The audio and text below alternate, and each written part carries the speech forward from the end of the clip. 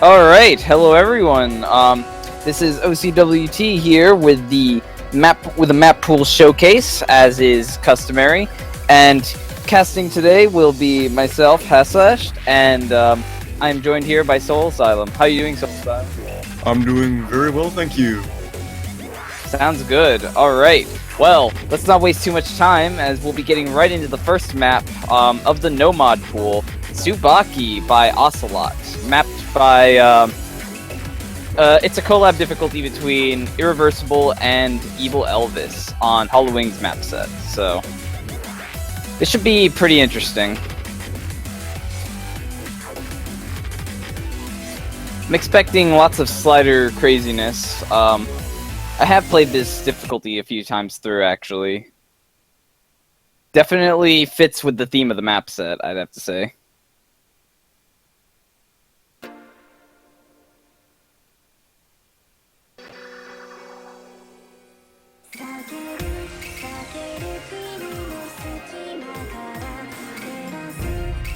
Alright, well, looks like starting off, we're going to have some slow-ish singles. Very hard to interpret the rhythm to start things off. Expecting a couple early misses on that one, just because of that. Lots of 1/3 scattered throughout as well. And most of those are on back and forth jumps. And as you said, a whole lot of slider craziness. Absolutely, this difficulty is wasting no time at all with some of the slider jumps. Going between slider jumps, back and forth spam, and all over the place, actually. I'm expecting this to be heavily avoided, actually. I can agree with you there.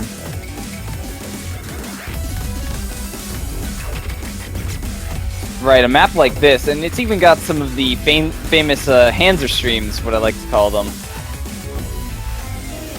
Just in case slider jumps weren't enough. You know, you gotta go for the extra effort there. Though, this was partially mapped by Irreversible, so I'm not terribly surprised. Both of them share a little bit in common.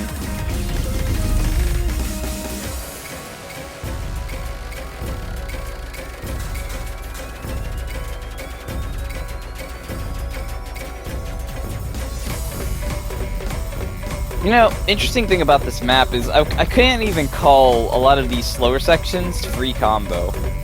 Normally, with a song that has lots of slow sections, you can call those sections free combo. But here, if you're not paying attention, it's really easy to screw up. So, and we just saw that a little bit ago. I like the speed changes in this song as well. Right. Gotta change the speed with the drops, I guess.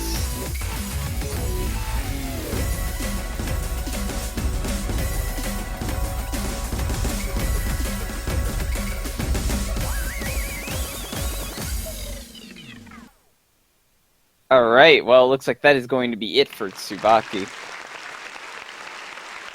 Okay, well, the next map we are going to be seeing is The Fairy's Adventurous Tale by June A. Map set is by name maybe some of you recognize, Kanbe Kotori. But they're a bit of an older mapper. However, this difficulty is mapped by none other than Kidley, so he never fails to surprise me as a mapper, so let's see what he gets. Let's see what he gives us this time, I guess.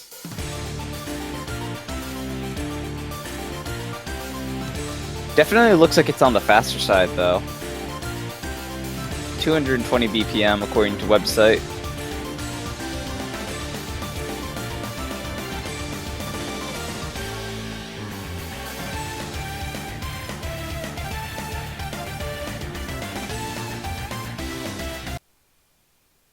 Also seems like our players are big fans of this map.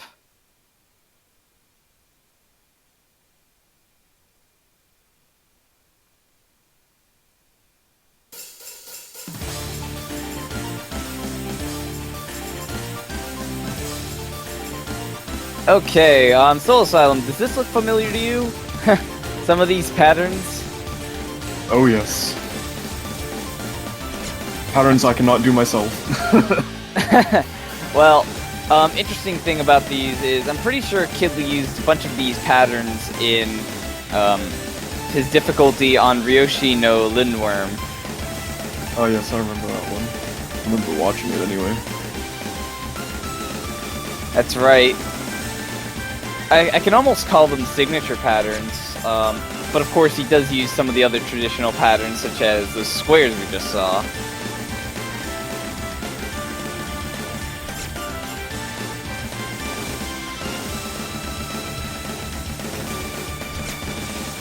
Ooh, I recognize that pattern. It looks like that's the pattern that LKS used in one of the maps in the earlier weeks, Gypsytronic.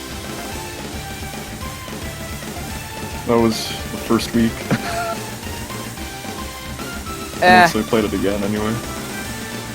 That's right, yeah.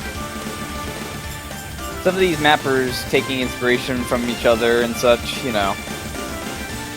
It's a little bit interesting, though, when you do actually catch them in the act.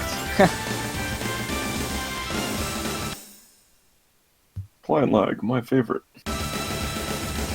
Absolutely. But overall, this actually does look like a, wait. Well, it looks like that's all we're going to be seeing of this map. The ending is a surprise. It definitely looks like that.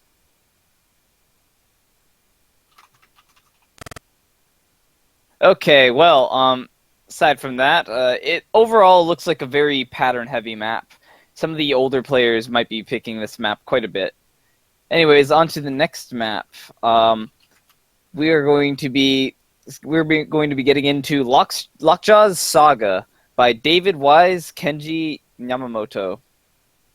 And alright, I have no idea what this map is like.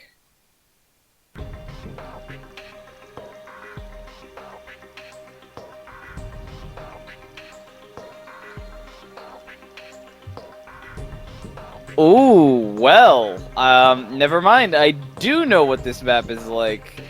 This is mapped by none other than Starrod Curvy 86. It's a very old mapper. So I've got a good idea of what this could be like. It looks like it's one of his newer maps, though.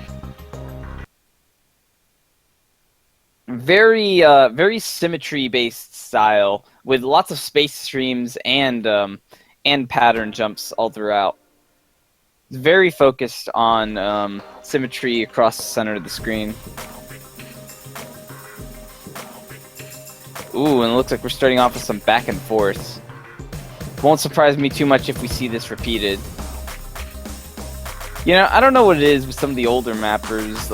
I guess they really like Nintendo games. Starred Kirby 86, of course, no exception. I mean, it's even in his name.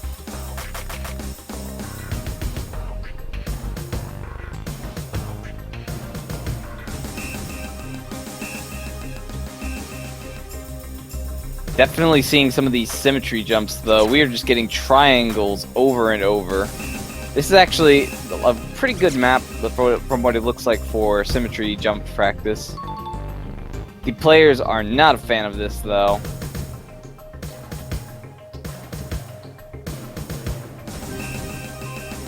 Lots of back and forths going up towards the corners of the screen as well. Lots of these jumps Shinixon actually used quite a bit. But then again, I'm seeing some very new patterns here. And these players are just going through them quite effortlessly from what it looks like. Or I would say that, but looks like they're having a little bit of trouble on some of these.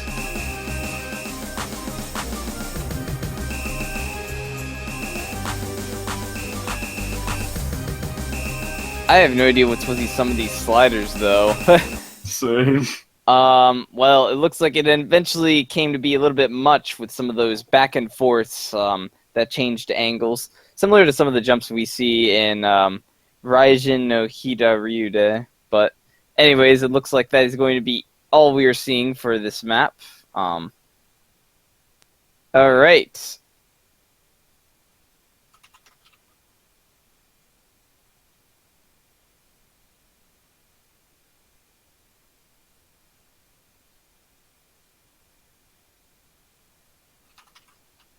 All right, let's organize some no-fail in this lobby so that we can at least see the entire map.